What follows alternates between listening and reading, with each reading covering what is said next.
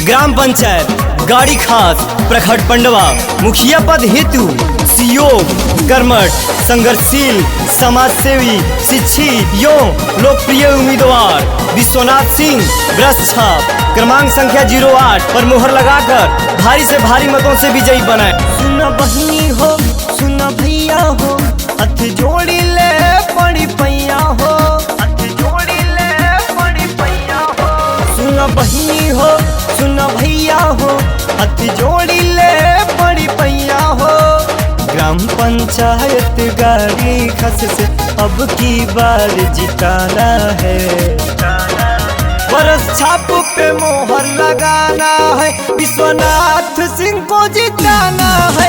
बरस छाप पे मोहर लगाना है, विश्वनाथ सिंह को जिताना है। बरस छाप पे मोहर लगाना है।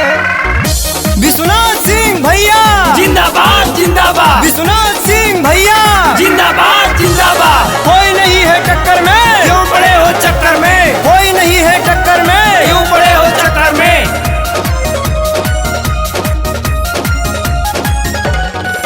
सुन चचा चाची अब किया हो, बरस छापो पर मोहर लगावा हो, बरस छापो पर मोहर लगावा हो। सुन चचा चाची अब किया हो, बरस छापो पर मोहर लगावा हो। ग्राम पंचायत गाड़ी ने दिया जिम्मेदारी है, सब विरोधियों पर विश्वनाथ सिंह जी भारी है। और एक दुखिया गरीब को उसका हक दिलवाना है, बरस छाप पर मोहर लगाना है, विश्वनाथ सिंह को जिताना है। बरस छाप पर मोहर लगाना है, विश्वनाथ सिंह को जिताना है। बरस छाप पर मोहर लगाना है। आप करें समर्थन हम करेंगे परिवर्तन, गाड़ी खास पंचायत की जनता की है यही पुकार। विश्वनाथ भैया मुखिया बने अब की बार, गाड़ी खास की जनता ने ठाना है अब की बार विश्वनाथ भैया को जिताना है। सोचो समझो करो विचार, विश्वनाथ भैया मुखिया बने अब की बार।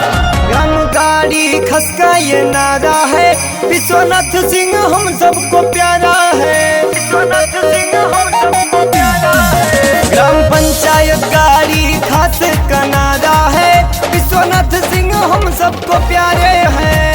जो किया नहीं कोई करके दिखाएंगे, ग्राम पंचायत गाड़ी का विकास कराएंगे।